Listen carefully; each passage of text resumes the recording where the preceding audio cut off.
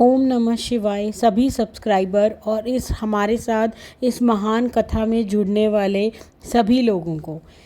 तो अब हम इस शिव स्कंद पुराण में आगे बढ़ने जा रहे हैं, जहां हम शिव जी के पूजन की महिमा और शिवलिंग के पूजन की महिमा के बारे में जानकारी प्राप्त करेंगे। लोमश जी के द्वारा शिव जी के पूजन व शिवलिंग की महिमा का बखान किया गया है। जो मनुष्य शिव मंदिर के प्रांगण में झाड़ू लगाते हैं वे शिवलोक पहुंचकर विश्व के लिए वंदनीय हो जाते हैं।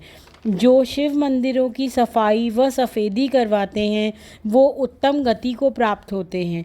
धनवान हो या दरिद्र, यदि एक, दो या तीनों समय भगवान शिव के दर्शन करता है वह समस्त दुखों से छूट जाता है। हे हरे या हे हर नाम का जाप करना चाहिए। तीनों लोकों में महादेव से बढ़कर कोई दूसरा देवता नहीं है, इसलिए सब प्रकार से महादेव जी की पूजा करनी चाहिए। जिनके मुख से नमः शिवाय सदा उच्चारित होता है वह भगवान शंकर के स्वरूप हैं। प्रातः काल शिवजी के दर्शन से संपूर्ण पातकों का नाश होता है। दोपहर के समय शिवजी के दर्शन से 7 जन्मों तक के पाप नष्ट हो जाते हैं।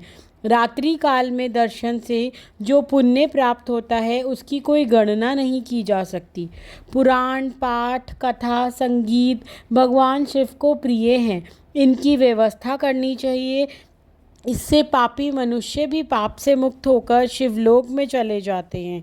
जो निरंतर शिवजी की पूजा में संलग्न रहते हैं वह किसी भी वर्ण धर्म के हों, वे भगवान शिव के परम प्रिय होते हैं। अर्थात भगवान शिव किसी जाति, धर्म, लिंग भेद में विश्वास नहीं रखते। अगर आप उन्हें श्रद्धा से याद करते हैं, पुकारते हैं, तो वह कोई भी धर्म, जाति का, किसी भी लिंग का हो, स्त्री, पुरुष, किन्नर कोई भी हो, भगवान शिव उसके लिए दौड़े चले आते हैं। भगवान शंकर संपूर्ण जगत के आधार हैं, अतः सब कुछ शिव स्वरूप है। अब आगे हम शिवलिंग के पूजन की महिमा तथा रावण के उत्कर्ष और पतन का वृतांत कहेंगे।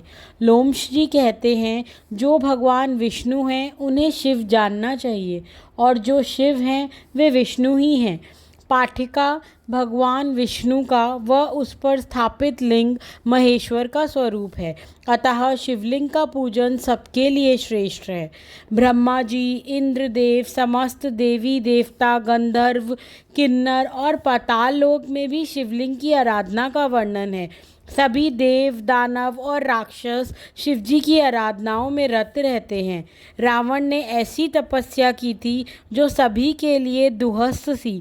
महादेव ने रावण की तपस्या से प्रसन्न होकर ही उसे ऐसे वरदान दिए जो अत्यंत दुर्लभ हैं। रावण ने ज्ञान, विज्ञान, संग्राम में शिवजी की अपेक्षा दुगने सिर प्राप्त किए।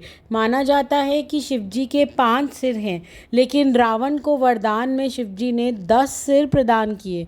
भगवान महेश्वर के प्रसाद से वह सबसे अधिक प्रतापी हुआ। वह त्रिकूट पर्वत का महाराजा हुआ। इस पर शिवलिंग की पूजा प्रसाद से रावण ने तीनों लोकों को अपने वश में कर लिया था।